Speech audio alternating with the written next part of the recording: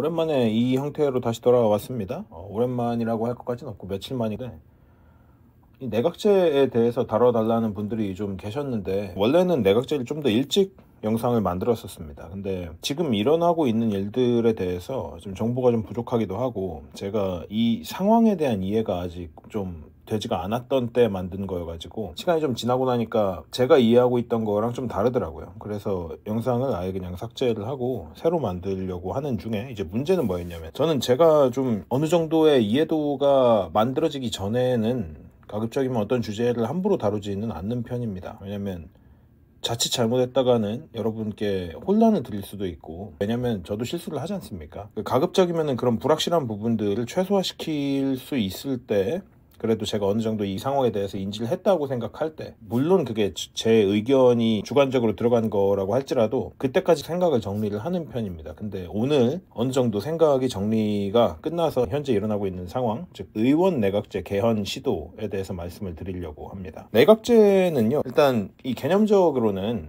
우리나라는 현재 대통령제 채택하고 있습니다. 그래서 그 제왕적 대통령제 어쩌고 뭐 그런 얘기가 나왔던 건데, 대통령제와 내각제의 가장 큰 차이는 이 대통령의 상징성 같은 거라고 볼 수 있겠습니다. 내각제를 먼저 말씀드리자면, 실제 국가 원수, 이제 그거는 대통령이 그대로예요.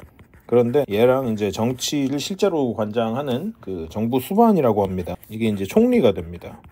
이게 분리가 됩니다. 그래서 이 총리는 의회 다수당의 지도자로 선출됩니다. 현행 제도는 입법, 사법부가 있잖아요. 대통령을 수장으로 해서 행정부를 구성을 하고 있고요. 내각제가 되게 되면 이 식으로 얘네가 합쳐진다고 보시면, 쉽게 얘기하면 그렇게 보시면 됩니다. 대통령제에서는 국가 원수가, 즉 정부 수반이라고 할 수 있습니다. 여기서 한 가지 짚고 넘어갈 점은요, 우리가 정부라고 얘기하는 것은요, 넓은 의미에서는 그 입법, 사법, 행정을 포괄적으로 지칭하는 것이고요, 그 좁은 의미로는 이 행정부의 정부를 지칭합니다. 그리고 이제 역사적으로도 대통령제 국가에서는 대통령이 정부의 중심이 있기 때문에, 그래서 행정부가 곧 정부로 인식되는 경우도 많다고 볼 수 있겠습니다. 의원 내각제에서는 그 내각, 즉 총리와 강요들 이제 전체를 정부로 지칭을 하게 됩니다. 이제 그러니까 이걸 통째로 다 정부라고 얘기한다는 얘기예요. 자, 여기서 한 가지 더. 대통령제에서 대통령을 선출하는 거는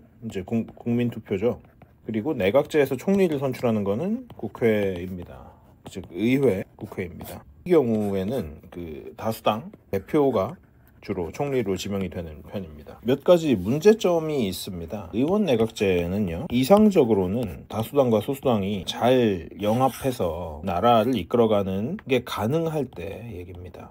즉 그래서 여당과 야당이 같은 목표를 보고 나갈 수 있어야 됩니다. 그래서 왜냐면은 이게 전체적으로 총리를 하나를 두고 한 팀으로 움직인다라는 그런 개념으로 보는 게 맞기 때문입니다. 그런데 이게 가능하려면은 국회가 굉장히 성숙해 있어야 됩니다. 국회뿐이 아니라 정부 전체가 국민의 신임을 얻을 수 있어야 되고, 그런 의미에서의 성숙도가 굉장히 높아야 돼요. 그런데 현재 한국의 시스템은 내각제를 말만 꺼내고 계속 실패했던 이유, 내각제에 대한 그 개헌 관련된 이야기는 굉장히 오래되었습니다. 우리나라에서는 거의 30년, 40년 가까이 논의가 되었었고, 계속 매 정권마다 나오는 이야기입니다. 그리고 그 주축에 이제 김무성이 있죠. 김무성이 그 박근혜 때도 그렇고 문재인 때도 그렇고 내각제 얘기를 항상 들고 나왔습니다. 이거는 내각제는 성숙한 정치 체제가, 그리고 의식, 퀄리티가 보장이 된다면은 그렇게 막 나쁜 거라고 보기는 좀 어렵습니다만은, 문제는 우리나라의 국회의원들의 의식 자체가 아직 택도 없이 낮다는 겁니다. 왜냐, 지금 그냥 그 양당 정치로 견제만 죽어라 하고 있지 않습니까? 그리고 여기에 국민적 정서에 대한 이해가 여전히 그 포퓰리즘과 또 여러 가지 사회주의적 무차별 복지로 이제 그 민주당 쪽에서는 돌아가고 있고, 또 한편 국힘은 이 당이 그 정말 정통 보수냐라고 하면은 이것도 논란의 여지가 굉장히 크거든요. 그래서 전체적으로 화합을 해서 한 방향으로 나갈 수 있는 상태가 아니기 때문에 이 의원 내각제는 사실 아직은 굉장히 시기상조입니다. 그런데 이제 그런 얘기가 많이 나오고 있잖아요. 그 국힘하고 민주당이 그 정치적인 거래를 했다 해서 이재명을 대통령으로 만들어준 대신 의원 내각제 개헌을 하겠다 고 D를 쳤다. 근데 저는 여기부터 일단 말이 좀 안 된다고 생각하는 게 뭐냐면요, 내각제 이야기가 나온다는 거는 절대로 거짓말이 아닙니다. 그게 말이 안 된다고 생각하는 게 아니고요, 이재명을 대통령으로 만드는데 의원 내각제가 될 거라는 게 좀 말이 안 된다고 생각하는 거예요. 이 두 가지는 지금 어울리지가 않습니다. 왜냐, 이재명은요, 여러분도 굉장히 잘 아시다시피 완전 독재 군주가 되고 싶어하는 사람이에요. 굉장히 강력한 권력을 가진 제왕이 되고 싶어하는 사람이란 말이죠. 그래서 대통령이 이재명인데 내각제를 하겠다라는 거는 현실적으로 이 둘 사이에 굉장히 큰 그 이해관계의 충돌이 일어납니다. 그래서 이게 저는 계속 이해가 안 되고 있던 겁니다. 그렇잖아요. 여러분이 이해하고 있는 이재명도 내각제를 호락호락하게 줄 인물이 아니지 않습니까? 왜냐면 의원 내각제를 하게 되면요, 대통령은 정말 허수아비가 되거든요. 그냥 상징적인 존재만 되고, 실제로 이제 거부권이 여전히 내각제의 대통령에게도 거부권은 존재를 합니다만은 그냥 형식상으로만 있는 것이고, 실제로 이걸 지금 현재 대통령제가 사용하듯이 그렇게 사용할 수가 없습니다. 뭐 역사적으로 내각제를 채택하는 나라에서 거부권이 행사된 적이 분명히 있긴 있지만 끼케야 한두 번 정도고요. 근데 이게 정말 큰 문제가 뭐냐면은 그 국회가 뭔가를 하나 발의를 해가지고 통과를 시키려고 해요. 근데 그러면 이게 위헌 결정이 나지 않는 이상 대통령이 이걸 거부권으로 막을 수가 없어요. 왜냐면은 거부권을 한 번 행사를 해가지고 빠꾸가 나면은 국회가 이걸 손봐가지고 다시 갖고 오면 이때는 이제 거부권이 안 돼요. 무조건 통과되게 됩니다. 이게 지금 시스템이랑 이게 정말 다른 점이에요. 개정안을 지금 우리가 열심히 싸우고 있는 그 개정안을 그냥 국회가 무리 없이 그냥 위헌이 아닌 다음에 그냥 통과를 막 시킬 수 있다는 얘기예요. 근데 이게 위헌이 된다는 거는 이런 식으로 들어갈 때 이제 위헌이 된다는 건 쉽지 않거든요. 그래서 그냥 다수당이 맘대로 법을 바꿔버릴 수 있다라는 얘기가 됩니다. 이렇게 되면은 그 법안 개정하는 게 있어서. 그렇기 때문에 뭐 이제 최악의 경우는 이재명이 대통령이 되고 또 이제 그 내각제 개헌이 돼가지고 다 같이 함께 나라를 팔아먹자, 뭐 이러면은 이제 그런 일이 일어나면 안 되겠지만은, 만약에 이제 그게 얘네가 할 수 있는 최악의 시나리오, 우리에게는 최악의 시나리오, 그리고 그들에게는 최상의 시나리오가 되겠죠. 근데 그럼에도 불구하고 이 정치라는 거는요, 사실 누구도 믿을 수가 없는 거기 때문에 이재명이 이 꼴을 그냥 두지 않을 겁니다. 해서 둘 중 하나입니다. 이재명이 민주당을 다 죽이느냐, 의원들을 다 죽이느냐, 아니면 민주당이 이재명을 죽이느냐. 자, 여기까지 이제 생각을 해봤을 때 하나 이제 깨달은 게 뭐냐면은, 예전부터 그런 얘기는 굉장히 많이 들렸어요. 이재명 주변에 있는 사람들은 사실은 이재명을 살려줄 생각이 없다. 이재명을 버릴 생각이 훨씬 더 많은데 이제 그걸 살살살 꼬드겨가지고 이재명을 바보를 만들어서 쓸 때까지 쓰다가 버릴 생각인 거다라는 게 이제 여기까지 오니까 조금 생각이 들더라고요. 이겁니다. 지금 민주당은 이재명을 대통령을 시켜줄 생각이 없어요. 그래서 내각제로 개헌을 시도하고 있는 걸로 보입니다. 왜냐면은 이재명 지금 사실 날아가기 일보 직전인 거는 여러분 다 아실 겁니다. 이재명 방탄을 할 수 있는 데까지 해봤는데 이게 그러면은 명분이 될 수도 있겠다는 생각이 듭니다. 지금 선거법 위반도 그렇고 대북송금도 그렇고 대장동, 백현동, 이런 굉장히 큰 리스크들을, 사실 이재명한테는 이런 사법 리스크가 굉장히 큰 부분들이 되게 많단 말이죠. 거기다가 미국에서도 이재명을 예의주시하기 시작했죠. 그러다 보니 민주당 입장에서도 이재명을 계속 믿고 가기가 좀 어려워진 게 아닐까라고 제가 조심스럽게 추측을 해봅니다. 여기에 제가 그러던 와중에 이제 한 가지 헌재 변론 준비 영상들을 보면서 알게 된 건데, 민주당이 지금 이제 헌재가요, 그 내란죄를 빼는 게 어떻겠냐라고 먼저 권유를 했다라고 제가 알고 있거든요. 그게 내란죄를 아예 다 날려버린 게 아니고요, 그냥 탄핵에서만 뺀 거고, 내란죄를 아예 없애버린 건 아닙니다. 여러분이 그걸 잘 아셔야 돼요. 그냥 탄핵 사유에서만 뺀 거예요. 그 내란죄라는 거는 다른 형태로 분명히 다시 오게 되거나 이미 올라와 있을 겁니다. 거기까지 제가 아직 확인을 못했는데 그건 또 확인된 대로 알려드리도록 하겠습니다. 근데 이게 헌재에서 먼저 이거를 권유했다는 얘기는 저뿐만 아니라 그렇게 생각하시는 분들 많을 텐데, 이거는 어쨌든 간에 탄핵 심판을 빨리 하고 치우자 이겁니다. 속도를 올리자는 겁니다. 왜냐, 지금 헌재에서도 이게 굉장히 큰 부담이란 말이죠. 헌재 재판관들이 이제 얼마나 공정하냐 마냐랑 별개로 이 사람들이 이걸 어지간하면은 그렇게 막 오래 끌고 이러고 싶지 않을 겁니다. 왜냐면은 지금 국민 여론도 폭발하고 있는 데다가 윤 대통령 지지율도 엄청나게 올라가고 있잖아요. 거기다가 이제 민주당 폭거도 이제 여러 가지로 드러나기 시작했고, 또 헌재에 대해서도 굉장히 비판 여론이 이제 일기 시작했지 않습니까? 그래서 여러분 조금 딴 얘기지만은 우리가 여론을 조성하는 게 이래서 중요하다는 겁니다. 어쨌든 간에 누가 됐든 간에 인간은요, 인간인 이상 여론을 신경을 반드시 쓸 수밖에 없습니다. 그렇기 때문에 우리가 앞으로도 계속 감시를 해야 되는 거고요. 의견을 적극적으로 개진을 해야 되는 이유가 여기에 있습니다. 어찌되었건 이런 일이 일어났는데 여기서 하나 흥미로운 점을 발견을 했습니다. 민주당이 증인을 10명 넘게 신청을 했습니다. 제가 기억하기로는 12명인가 아니면 15명인가를 신청을 했고요. 이게 그리고 윤 대통령 쪽도 10명 넘게 증인을 신청을 한 걸로 알고 있는데, 이거를 결국 이렇게 되면 그 증인의 이야기를 다 들어봐야 되거든요. 어림잡아서 한 30명 정도라고 해봅시다. 근데 이거를 다 들어보고 나서 넘어가게 됩니다. 지금 1월 14일이 첫 그 기일로 잡혀 있잖아요.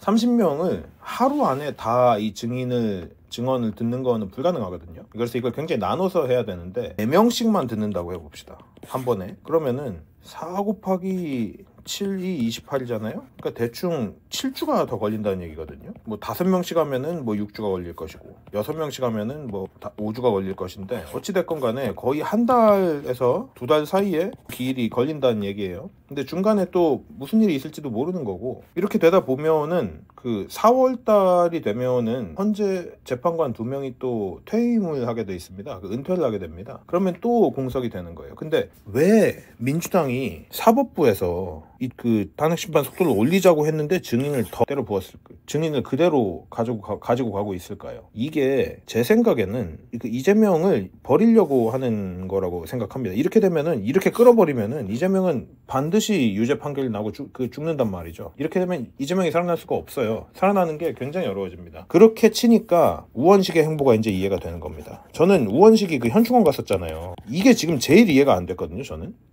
왜냐면 우원식은요, 그 어머니랑 누나들이 북한에 있습니다. 북한 황해도에 있어요. 한 10년 전쯤에 그 이산가족 상봉 때 만나봤었는데, 그래서 가족이 그 북한에 있는데 뜬금없이 현충원에 갔다? 물론 이제 홍범도 장군 뭐 어쩌고 저쩌고 뭐 이런 것도 있었지만, 어쨌든 현충원에 방문한다는 것 자체는 얘의 상태를 생각하면은 정말 제가 이거 뭐지 싶은 거였거든요. 근데 이제 이해가 되는 거예요. 얘가 지금 대선에 나가려고 하는 겁니다. 왜냐, 그 우원식 담장 넘은 게 얘거든요. 그 담장 넘어가지고 개헌 저지했다 뭐 그게 얘란 말이에요. 우원식이에요, 그게 국회의장. 그리고 그 강행 밀어붙여가지고 한덕수 총리님 탄핵시킨 것도 우원식이잖아요. 그러니까 민주당 쪽에서 얘를 밀 수도 있단 말이죠. 그런 보니까 이제 얘가 현충원을 간 거야. 그 민심 관리 차원인 거죠. 어쨌든 좌파 쪽에서, 민주당 쪽에서. 그러니까 우원식이라는 카드가 어쨌든 간에 지금 세워지는 중인 걸로 보입니다. 물론 제가 틀렸을 수도 있습니다. 근데 그냥 제 의견과 생각입니다. 그러면은 민주당에서 사법부가 빨리 하라고 했는데도 증인 숫자를 유지하고 계속 질질 끄는 게 이해가 되죠. 지금 이들은 그 이재명을 날리려고 하고 있습니다. 그게 제가 지금 중간에 내린 결론입니다. 이재명 날리고 우원식 세우고 딜 쳐가지고 내각제 개헌을 하려고 하는 걸로 보입니다. 해서 제가 한 가지 이제 우려하는 점이 뭐냐면, 내각제가 되면요, 그러면은 그 상임위원들이 장관까지 해먹는 게 됩니다. 그리고 이걸 이제 계속 해먹을 수 있거든요. 그래서 사실 문재인도 내각제를 하려고 했었고, 김대중도 DJT 해가지고 이제 응원내각제 연합을 만들려고 했었는데, 이제 중간에 이제 권력욕이 있는 자들에 의해서 다 망했고, 그러다 여기까지 온 겁니다. 그래서 문제가 이렇게 되면은 나쁘지 않은 거 아니냐라고 생각하시는 분들도 있을 수 있는데, 문제는 이 뒤에 중국 공산당이 있다는 얘기입니다. 얘네가 뒤에서 다 조정을 하게 될 거예요. 그렇기 때문에 그 꼭두각시로 대통령을 앉혀놓고 총리를 얘네가 조정하기 편하니까 사실 이 내각제 개헌이 이제는 그런 쪽으로 맞춰지고 있는 거거든요. 위험한 겁니다. 지금은 이제 얘네가 이 내각제를 하도 국민들이 명확하게 알고 있다 보니까 이원 집정제라는 말을 쓰고, 혹은 뭐 국회 중심 개헌 이런 얘기를 쓰는데, 이게 결국에는 내각제를 뜻하는 겁니다. 이게 결국에는. 근데 이게 그 어떤 강력한 카리스마가 있는 지도자가 될 수 없기 때문에 반대로 이제 그 부패 공동체를 만들려고 하는 거란 말이에요. 이게 의원 내각제의, 현재 우리나라에서 의원 내각제가 됐을 때의 가장 큰 리스크입니다. 그래서 우리가 가지고 가야 되는 그 골자는요, 어쨌든 탄핵을 무효시키고 그 다음에는 이재명을 구속시키고, 그 마지막으로 가면은 내각제를 반대하는 걸로 가야 됩니다. 이거를, 그래서 이 끝에는 이게 남아있다는 걸 우리 모두가 기억하고 있어야 되고요. 이것도 이제 국민청원이 아마 올라올 겁니다. 만약에 이게 개헌이 상정이 된다면은 분명히 국민청원이 올라올 거기 때문에 그때 다들 화력을 집중해 주시면 되고요.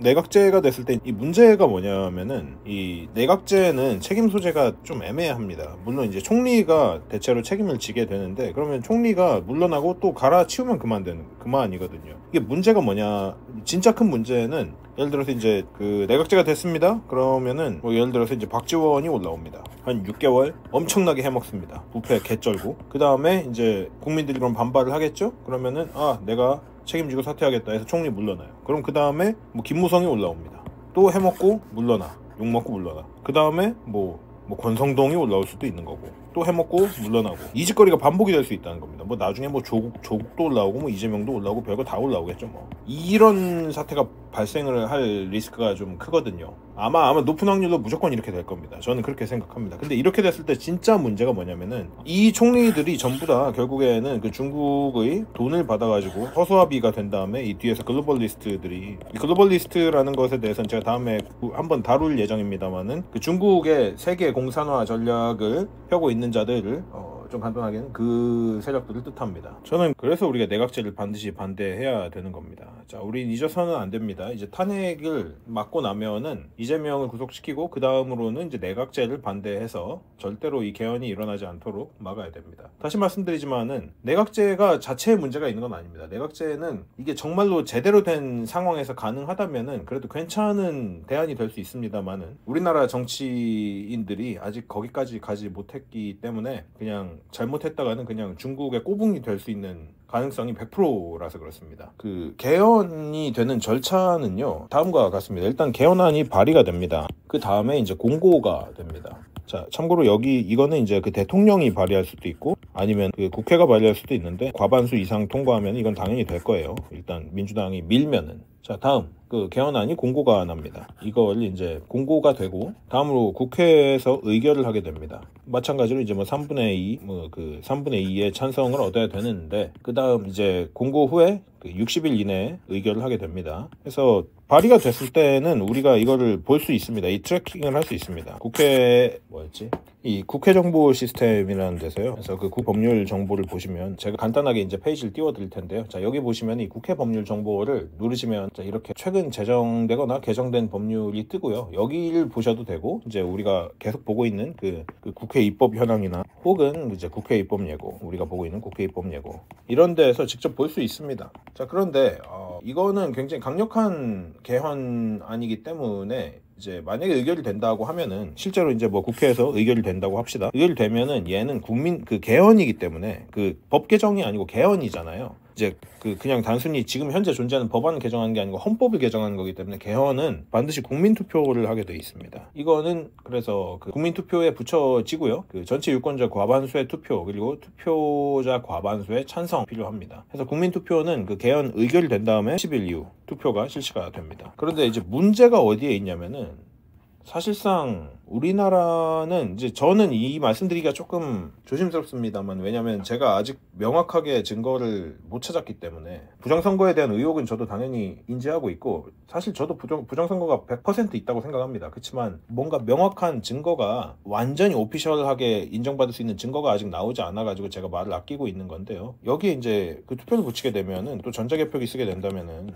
우리나라는 무조건 이 개헌안이 통과가 될 겁니다. 왜냐? 부정선거기 때문에. 그렇기 때문에 제가 전에 말씀드렸던 그 국민청원 동의에서 그 수개표를 동의를 해주셔야 되는 겁니다. 그 유일하게 부정선거를 막을 수 있는 게 수개표거든요. 이거를 지금 우리가 빨리 이 시스템을 되찾아놔야 돼요. 그렇기 때문에 제가 올리는 그 글들을 좀 자세히 봐주시고 활력을 집중해 주셔야 되는 겁니다. 제발 부탁드리겠습니다. 뭐 여러 군데에서 많이 날라주신 분들 굉장히 감사드리고요. 뭐 여러 가지 또 이걸 간편하게 하는 사이트나 혹은 어떤 분들은 이제 스프레드시트로 만들어가지고 가지고 계신다고 하는데 그거 외에도 제가 계속 찾고 있는 것들이 있기 때문에 어쨌든 제 커뮤니티는 주기적으로 제발 확인을 좀 해주셨으면 좋겠습니다. 해서 현재 이런 상황입니다. 제가 이걸 이제 좀 윤곽이 잡히기 시작해서 끝날 때까지 끝난 건 아니지만 만약에 탄핵 심판이 정말로 끝까지 다 진행이 된다면 탄핵은 기각될 거라고 봅니다. 지금 민주당의 명분도 없고 이래저래 우리가 여론을 굉장히 많이 돌아섰다는 거를 저들도 알고 있습니다. 그렇기 때문에 우리가 계속 목소리를 내야 되는 거예요. 이게 중요한 겁니다. 제가 지난번 영상에서 말씀드렸다시피 쟤네가 여론이랑 언론을 가지고 저렇게 선동질을 치는 거는 반대로 쟤네가 얘네가 그걸 굉장히 무서워하기 때문이에요. 거기다가 지금 국힘도 12명이 이제는 집회 현장에 나왔대요. 여론이 이래서 중요한 겁니다. 국회의원들은요 어쨌든 간에 여론을 신경을 아예 안 쓸 수가 없습니다. 그렇기 때문에 2030들 더 나가야 되는 거고요. 나가서 우리 그 태극기 들고 싸우시는 어르신들 제발 혼자 싸우게 하지 맙시다. 우리가 나가서 싸워야 되는 거거든요. 저분들 그 힘들게 몸 이끌고 오셔가지고 우리 위해서 저렇게 싸워주시는 거란 말입니다. 그래서 제발 그 어르신들 제발 헛되게 하지 맙시다. 다들 춥고 힘든데 싸우고 있는 거니까요. 어찌됐건 개헌안 얘기는 일단 이 정도로 일단은 마무리 짓고, 내각제는 이 정도로 말씀드리겠습니다. 일단은 제가 그동안 생각했던 거에 첫 번째 퍼즐이 어느 정도 맞춰졌다고 생각되어서 내각제를 말씀드리는 거고, 지금 어쨌든 지금 뒤에서는 개헌을 하려는 시도가 분명히 있다고 저도 생각합니다. 그래서 지속적으로 우리가 계속 감시를 해야 되는 것이고요. 거기에 의견을 계속 내야 되는 겁니다. 어쨌든 제일 중요한 거는 우리가 지속적으로 보고 있다, 알고 있다, 감시하고 있다라는 거를 저들이 알게 해야 됩니다. 그게 가장 중요합니다. 그러면 오늘 영상은 일단 여기까지 하도록 하겠습니다. 멤버십을 통해서, 그리고 후원을 통해서, 그리고 댓글과 여러 가지 따뜻한 말씀들로 또 저를 격려해 주시고 후원해 주시는 분들께 정말로 고개 숙여 감사드립니다. 더 열심히 싸울 수 있도록 하겠습니다. 좋은 생각할 거리가 되었기를 바랍니다. 영상이 마음에 드셨다면 구독과 좋아요, 알람 설정 부탁드리고요. 저는 다음 시간에 좀 더 좋은 영상으로 찾아뵙도록 하겠습니다. 감사합니다.